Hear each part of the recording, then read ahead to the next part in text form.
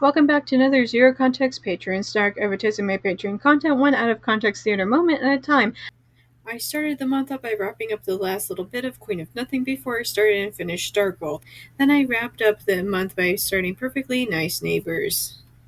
Heather grins. Dad goes to the king and makes a proposal on behalf of his snake kiddo. The king isn't into it, and so, in the manner of all fairy tale people, instead of just refusing, he asks the snake to do three impossible tasks. First, turn all the fruit in the orchard into gems, then turn the floors of the palace into silver, and last, turn the walls of the palace to gold.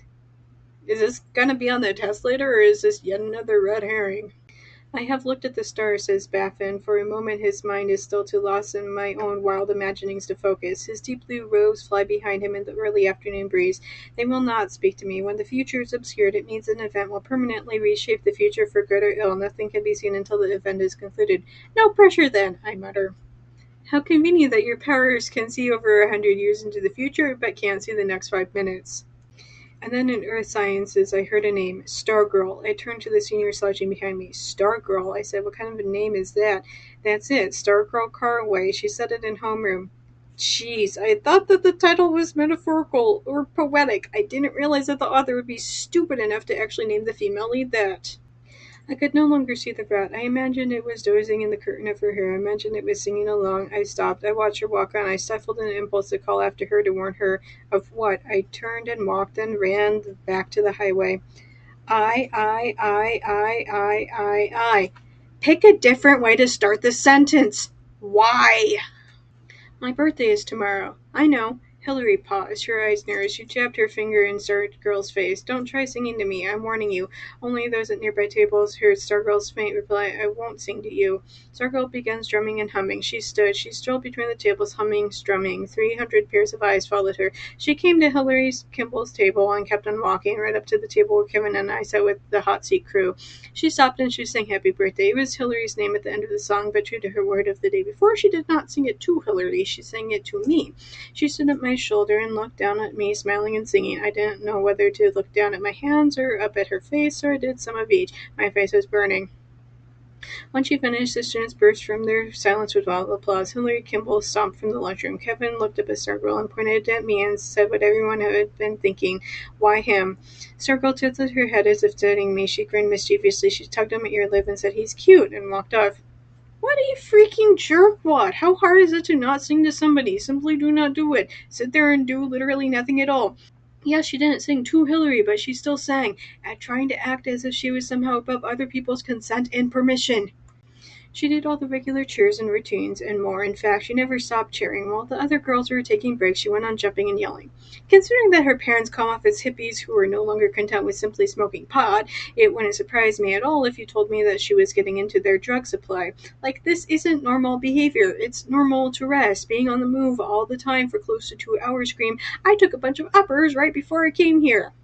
It was a rebellion, she read, a rebellion for rather than against, for ourselves, for the dormant mud frogs we had been for so long. Kids whose voices had never been heard before spoke up in class.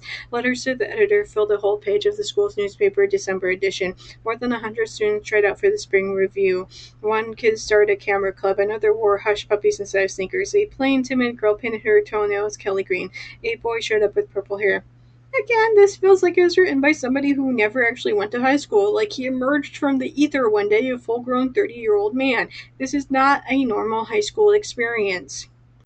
In the spirit of mock inquisition, we call the subject the victim. Why would anybody want to be the victim? The lure of TV, the chance to confess or lie before camera and before peers instead of parents. Again, I swear that the author has never talked to anybody ever in his entire life. I stand by my statement that this man's first day on planet Earth was the day before he wrote this. She cheered when we scored. When Sun Valley scored, she did not. Something inside me felt better. As much as I've been trashing on Stargirl trying so hard to be a special snowflake and how she must be on drugs, I kind of feel like the main message that readers are supposed to take away from this is how easy it is for bullies to dim somebody's sparkle. I don't like Stargirl, the character, all that much, but I also don't like anybody else in this story. There are no winners here. Everybody is absolutely awful. Kicked off. Are they allowed? Sure, why not? It's not her school. I would have kicked her off long ago. It was treason. Good riddance. I know what they were talking about. It had been rumored for days. Stargirl had been kicked off the cheerleading squad. I don't know why anybody's surprised. I'm not sure how cheerleaders do this, but when I was in marching band, we had to follow strict rules of conduct when we were in our school's uniform. After all, it wasn't simply a random teenage boy who was mooning somebody. It was somebody in a school uniform who was mooning the other school. It would make every single student at the school look bad. And yes, I suppose it's not exactly wrong to walk across the field and start cheering towards the other stadium to get them pumped up. But I also kind of agree that it's odd when you're the only one doing it. So, I said, exactly what is going on? He sipped from his straw. The silent treatment is going on. Nobody's talking to her. It still wasn't sticking. What do you mean, nobody's talking to her? What, did everybody have a meeting in the gym and vote on it? It wasn't that official. It just happened. Got up steam. Here's my problem with this, and further evidence that this was written on the author's first day on planet Earth. High school students are not some hive mind. There would be factions exactly like there were in Mean Girls, people who stood against the cheerleaders who wouldn't have given a hoot about attending the games. They would have totally been on Stargirl's side after the tomato incident, kicking her off the team, if only because they stand for anything the cheerleaders oppose. Also, let us not forget the group of people who seriously don't give a hoot about any of this. Not every single person in a high school is going to be a cheerleader or a popular kid. That's not how any large group of people works.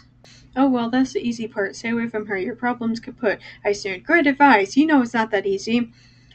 That's the problem. From the perspective of a moron 17-year-old boy eager to get his stick wet for the first time, it really isn't that easy to stay away from the toxic girl. From the perspective of the 70-ish-year-old retired professor who has no ponies in this particular race, it really is that simple. Hell, from the perspective of the 35-year-old me, why do you want to be treated like this? Stargirl is an obnoxious jerkwad, and the two of you likely won't make it to your high school graduation in a few months. You're familiar, you'll be wondering why you put yourself through so much heartache for her.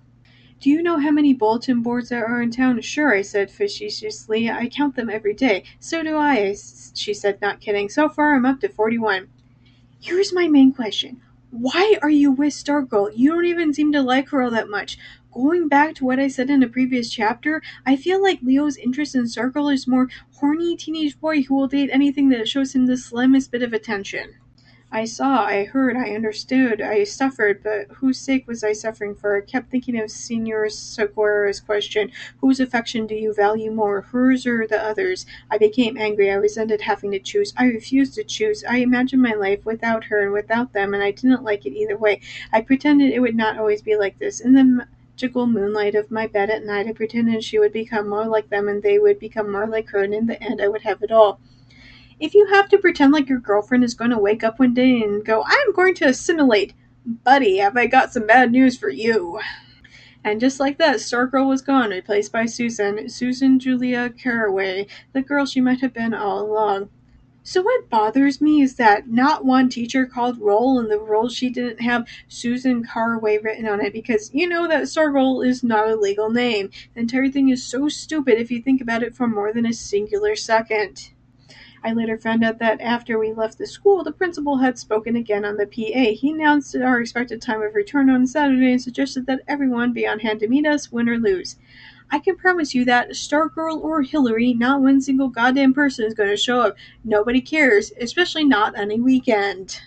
Students walked past, much of them not even glancing her way. I saw Wayne Parr and Hillary Kimball go past, Hillary laughing out loud, and Kevin and the basketball guys. I realized now that this shunning would never end. I knew what I should do. I should go out there and stand in front of them and applaud. I should show Stargirl and the world that I wasn't like the rest of them, that I appreciated her, that I celebrated her and her insistence on being herself.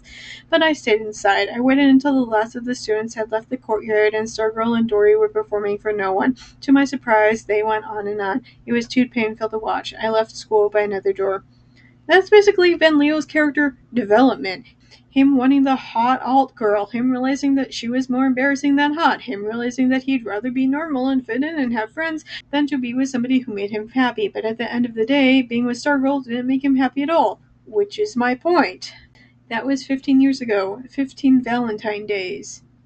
So this entire thing was, do you remember that one weirdo from high school? Whatever happened to her? Maybe the entire thing was blown into proportion thanks to time and people's funky memories. As they went, the professor quizzed Leo on if he truly understood Stargirl yet, which is kind of one of those things where it's like sometimes people are simply odd. There's not some deeply profound meaning to it, and it's okay if you don't get them. It's not your place to understand what made a girl you did in high school tick. Tom Hutton was in his front garden throwing a yellow tennis ball from one hand to the other. Casually, he approached a fence that divided his garden from hers. He paused there and glanced up and down the street, his gaze skimming right past the Uber. He whistled nonchalantly, then raised the ball and threw it into her garden. It knocked the Black Lives Matter banner from her pot and went skittering across the lawn. The whole thing was so quick that Selma nearly missed it. She blinked, not quite able to decode what she'd seen. Tom glanced up and down the street again. He tugged the hem of his blazer, then turned and disappeared into his house. "You all right, love?" called the driver. "Need some help?" "No," Selma said quickly. She snatched up the tin and stuffed it into her bag. "No, thank you." She retrieved her second bag, stalling until Tom's doors closed. Finally, she stepped back and the car moved off. There, alone in the open street, she felt actually exposed. Almost immediately, she started to doubt what she'd seen. She had been crouched in an awkward position, flustered by the delay. Could she have misread his actions? But no, there had been something very deliberate in the way he glanced around and carefully taken aim. A sense of fear arrived with the question, where the hell had we moved? "This isn't a thriller, this is straight up racism." "You were drinking at the barbecue," Willa gestured at her lime and soda. "This is just for show. I can drink for the first few weeks." "What? No, you can't." Willa rolled her eyes. "Tom, who knows more about pregnancy, you or me? Come on, Willa, don't be glib. You were smoking as well." "Only once. Sweetheart, I've seen you smoke every day." Willa sighed loud and theatrically. "Fine, I'll give it up." "She's 100% gonna be better about this, kid." Sarcasm. He twisted round and plucked her cigarettes from the mantelpiece. "So these are gone?" She waved nonchalantly. "Gone." He aimed them at the waste paper bin and landed the shot easily. Willa nodded and stood. On her way out of the kitchen, she paused by the waste paper bin. She hovered there for a second, and then with a backward glance at Tom, she plucked her pack from the bin. "I have 100% confidence in her ability as a parent." Sarcasm. "Do you need help, Mrs. Hutton?" Willa straightened. "It's Zane, right?" "Yes, we met at the barbecue." She was amused by his formality. "Call me Willa, for Christ's sake. Mrs. Hutton is Tom's mother, and Jesus, I don't want to be likened to that which—" "I'm going to scream if they end up having an affair." "He works in advertising, is that right?" "Yes, but God, I don't want to talk about my husband. Can't we find something else to do?" Zane studied her, and something dawned in his eyes. He stepped back from the counter. "I should let you get on with it." "Should you?" she asked. He hesitated, and she saw the unclench of his fist. I've got stuff to do." He raised his hand at a parting, then turned and hurried out. "Zane," she called. He turned again. When she didn't speak, he asked, "Yes?" She smiled coyly. "Thank you for helping me."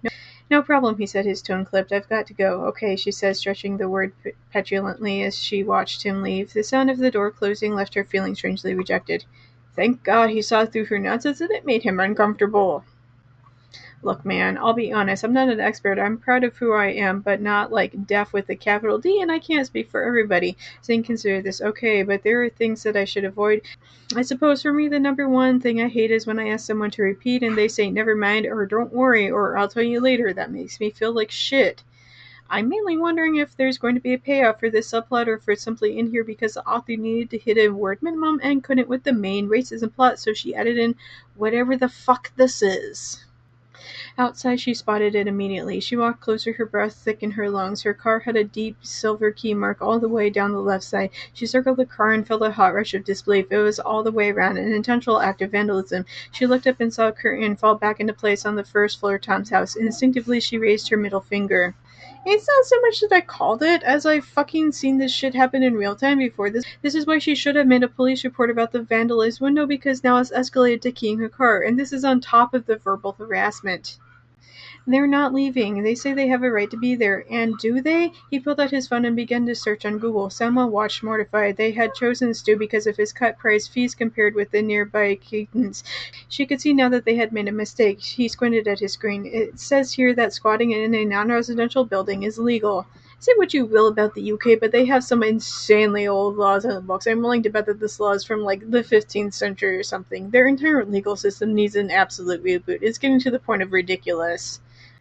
Willow was pleased to see that they looked well, but not too well. This way she could pretend that she was keeping pace with them. In some ways, not being able to afford Botox and fillers worked to Willow's advantage. Her friends had started to look a little stretched, and she wasn't sure if she should tell them. She insisted that she preferred to age naturally, but if she had the fun, she knew she wouldn't resist.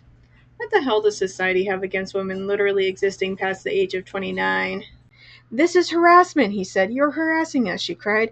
"I get that it's infuriating to know that he's stooping to animal endangerment and theft, but holy cow, Batman, you keep confronting him and nothing is accomplished.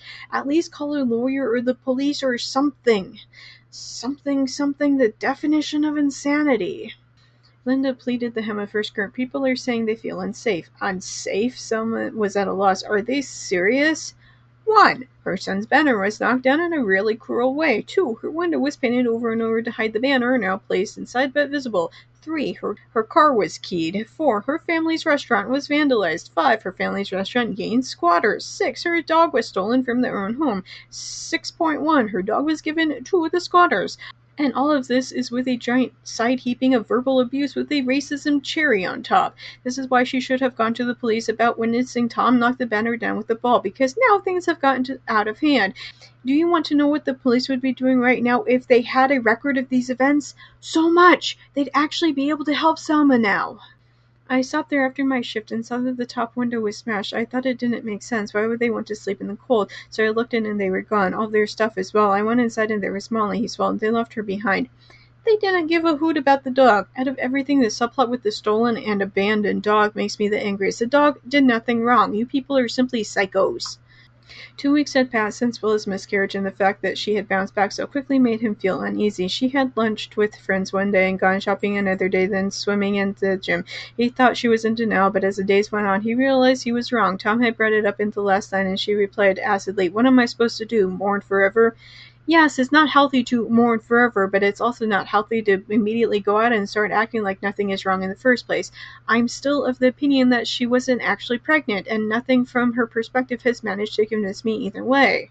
She had told herself not to be so absurd. Gaia wasn't real, not really, and it wasn't the sort of mawkishness that undermined pro-choice. It was barely anything to make a great show as melodramatic.